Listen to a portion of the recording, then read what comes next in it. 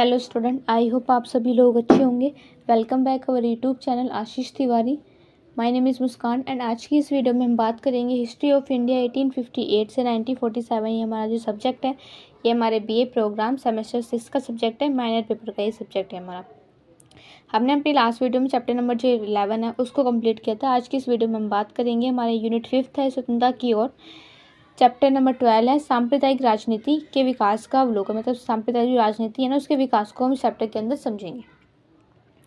ठीक है, अगर कोई इस चैनल पे फर्स्ट टाइम विजिट कर रहा है तो चैनल को सब्सक्राइब कर लीजिए, जिससे आने वाली वीडियोस की जो अपडेट है वो आपको टाइम टू टाइम मिल सके। और पूरी वीडियो देखिएगा, पूरी वीडियो देखेंगे तभी आपको समझ में आएगा कि इस चैप्टर में हमें क्या बताया गया है। तो चलिए आगे बढ़ते अपनी वीडियो की तरफ। डेली अपडेट्स के लिए आप हमारा व्हाट्सएप चैनल ज्वाइन कर सकते हैं। इसकी लिंक आपको ऑलरेडी डिस्क्रिप्शन में दे दी गई है, वहाँ से जाकर आप ज्वाइन कर सकते हैं। ओके, आगे देखते हैं कि अध्ययन के उद्देश्य। तो इस चैप्टर में हम क्या पढ़ेंगे, जो मुस्लिम सांप्रदायिकता के जो उदय हैं उसको समझेंगे। मुस्लिम लीग की स्थापना किन कारणों की वजह से हुई थी वो देखेंगे। फूट डालो और राज करो की जो नीति है उसका क्या प्रभाव पड़ा था जनता के ऊपर। सांप्रदायिक मानसिकता के सामाजिक और राजनीतिक कारण क्या थे उसको देखेंगे। परिचय देख लेते हैं इसका। जो भारत की जो आज़ादी है ना, उसकी लड़ाई के दौरान हिंदू मुस्लिम एकता जो महत्वपूर्ण थी। ठीक है, क्योंकि अगर हमें अपने भारत की आज़ादी के लिए लड़ना है तो हम सबको एक होना पड़ेगा। आप जैसे लाइक आपकी कोई फैमिली है, अगर आप फैमिली से मतलब आपकी फैमिली में अगर किसी से कोई लड़ाई है, उससे अगर लड़नी है तो आपकी पूरी फैमिली आपको सपोर्ट करेगी उसके लिए। अब ये नहीं आधे लोग उनकी तरफ हो रहे हैं, आधे लोग आपकी तरफ हो रहे हैं, तो ऐसे नहीं होता। ऐसे भारत देश है, अगर हम अपने राष्ट्रीय अपने देश की लड़ाई करते हैं तो हम सबको एक होना पड़ता है। अगर हम एक होकर किसी से लड़ते हैं, क्योंकि मेजोरिटी बहुत बड़ी चीज़ होती है। अगर आप सिंगल किसी से आके लड़ोगे तो ऑब्वियसली आप जीत नहीं पाओगे, लेकिन अगर एक मेजोरिटी में जाकर आप किसी से लड़ाई लड़ते हो तो वो आपकी जो आपकी जो जीत की जो पॉसिबिलिटी होती है ना, वो ज़्यादा होती है।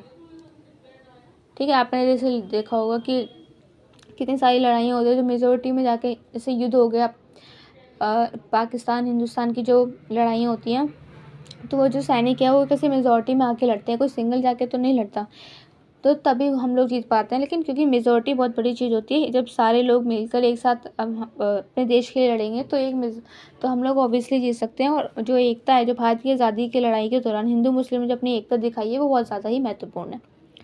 लेकिन धीरे धीरे ना कुछ ताकतें सांप्रदायिक जो सोच है उसको बढ़ावा देने लगती हैं।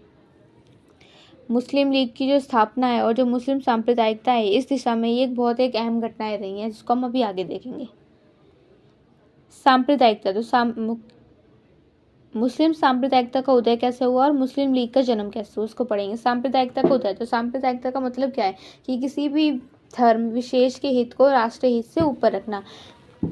मतलब ये है कि आप हिंदू हो, आप मुस्लिम हो, लेकिन मेनली क्या है कि आपको अपने देश की रक्षा करनी है। तो आपके जो धर्म है, आपके धर्म को अलग रखें, मतलब आपके धर्म को साइड में रख के आपका जो राष्ट्रीय धर्म है आप सबसे पहले उसको देखोगे। यही सांप्रदायिक की भावना होती है। 19वीं सदी के उत्तरार्ध में ये भावना बहुत तेजी से फैल रही थी, विशेषकर अंग्रेजों की नीतियों के कारण। क्योंकि अंग्रेजों की नीतियों के कारण जो हिंदू थे, जो मुस्लिम थे, वो सभी लोग परेशान थे इनकी नीतियों के कारण। तो अंग्रेजों को भारत से भगाने के लिए, हमारी आज़ादी को दिलाने के लिए, जो हिंदू मुस्लिम या सिख ईसाई जितने भी लोग वहाँ हिंदुस्तान में रहते थे, उन लोगों को वापस भारत से भगाने के लिए, भारत छोड़ने पर मजबूर करने के लिए ये लोग अपने जो राष्ट्रीय धर्म है उसको निभा रहे थे। अपने जो धर्म उनका है उसको साइड करके हमें अपना राष्ट्रीय धर्म निभाएंगे। जब एकता से, मतलब साथ में मिलकर हम अपने अंग्रेजों को भगाएंगे, उनको भारत छोड़ने पर मजबूर कर देंगे, तभी वो लोग भारत छोड़कर जाएंगे। ठीक है, तो यही चीज़ है कि 19वीं सदी के उद्धार में जो भावना है ना, बहुत तेज़ी से फैलने लग रही थी। इसमें अंग्रेजों की नीतियों के कारण काफ़ी सारे लोग इतने परेशान थे। सांप्रदायिकता की अवधारणा क्या थी, तो ये जो विचार है ये समाज को धर्म के आधार पर इसने बांट दिया था। मेनली होता है कि इसने धर्म के आधार पर सबको बांट रखा था। सांप्रदायिक में से हम बनाम वे का ये जो भाव होता है, जैसे हिंदू बनाम मुस्लिम। ठीक है, तो इसने ये भाव दिया था हमें। सांप्रदायिकता ये पृथकवादी मानसिकता विकसित करने वाले क्या कारण थे, तो अंग्रेजों की जो फूट डालो राज करो की जो नीति है ना, उसके कारण भी होता है। शिक्षा, नौकरी, राजनीति में मतलब कमी आ रही थी, प्रतिस्पर्धा दोनों में कंपटीशन चल रहा था कि शिक्षा, नौकरी और राजनीति में। दोनों ही उसके अंदर। तो ये फूट डाल और राज करो की नीतियों के कारण भी एक ही हुआ था। ऐतिहासिक जो घटनाएं इनकी धार्मिक व्याख्या पे चलती थी, मेनली जो इनकी ऐतिहासिक जो घटनाएं होती वो धार्मिक बातों पे चलती थी। अलग अलग धार्मिक संगठन है उनको बनाया जा रहा था, जैसे अलीगढ़ आंदोलन और सर सैयद अहमद खान की क्या भूमिका थी। तो सर सैयद अहमद खान ने मुसलमानों को आधुनिक शिक्षा देने के लिए अलीगढ़ आंदोलन भी शुरू किया था। उन्होंने मोहम्मडन एंग्लो ओरिएंटल कॉलेज जो 1875 की इसकी स्थापना की थी। बाद में ये अलीगढ़ मुस्लिम विश्वविद्यालय भी बन गया था। वे हिंदू मुस्लिम एकता के पक्ष में नहीं थे। उन्होंने मुसलमानों को अंग्रेजों के करीब आने की उनको सलाह भी दी थी। वो दोनों में भेदभाव करते थे, उनकी एकता के लिए वो पक्ष में नहीं थे। उन्होंने मुसलमानों को बोला था कि वो अंग्रेजों के करीब आने चाहिए उनको, तो उन्हें अपनी शिक्षा को पूर्ण करना चाहिए ताकि वो अपने अंग्रेजों के करीब आ सके, उनके साथ सलाह करें, उनको सलाह करनी चाहिए अंग्रेजों के साथ। फूट डालो राज करो की जो नीति है उसमें क्या था कि अंग्रेजों ने जानबूझकर हिंदू मुस्लिम में भेदभाव और असुरक्षा की भावना को बढ़ाया।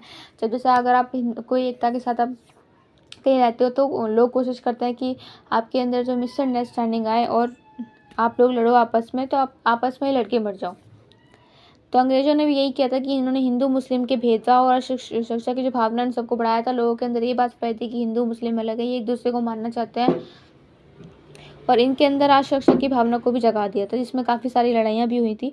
उन्होंने अलग अलग प्रतिनिधित्व की मांग को उन्होंने बढ़ावा दिया था 1909 में 1919 के अधिनियम के तहत। 1906 में मुस्लिम लीग का जो गठन है वो अंग्रेज के सहयोग से ही हो पाया था। मुसलमानों का आर्थिक और सांस्कृतिक पिछड़ापन कैसे हुआ था। तो 1857 की जो क्रांति के बाद अंग्रेजों ने मुसलमानों को विशेष रूप से निशाना बनाना शुरू कर दिया था।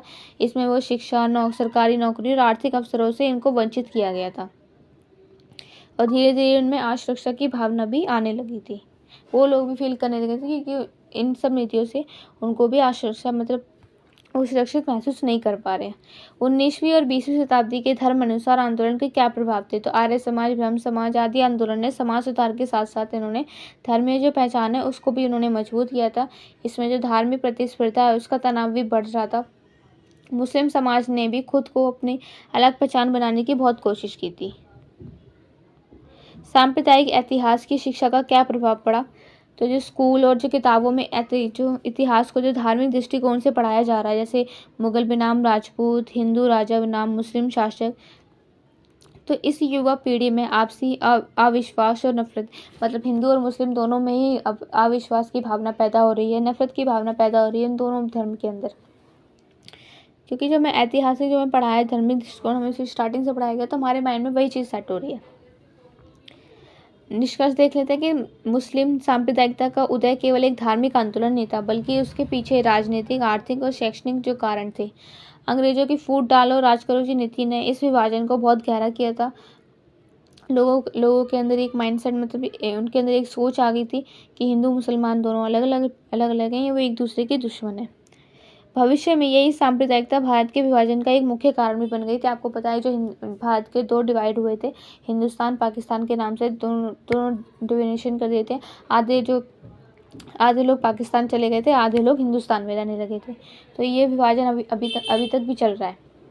हिंदुस्तान पाकिस्तान की लड़ाई अभी तक भी चल रही है। जैसे जम्मू कश्मीर वाला जो मुद्दा है वो अभी भी शुरू हुआ है कि जब पाकिस्तान बोलते हैं जम्मू कश्मीर हमारा है, हिंदुस्तान में बोलते हैं जम्मू कश्मीर हमारा है। ठीक है, तो बस इसमें यही बताया गया है इस चैप्टर में।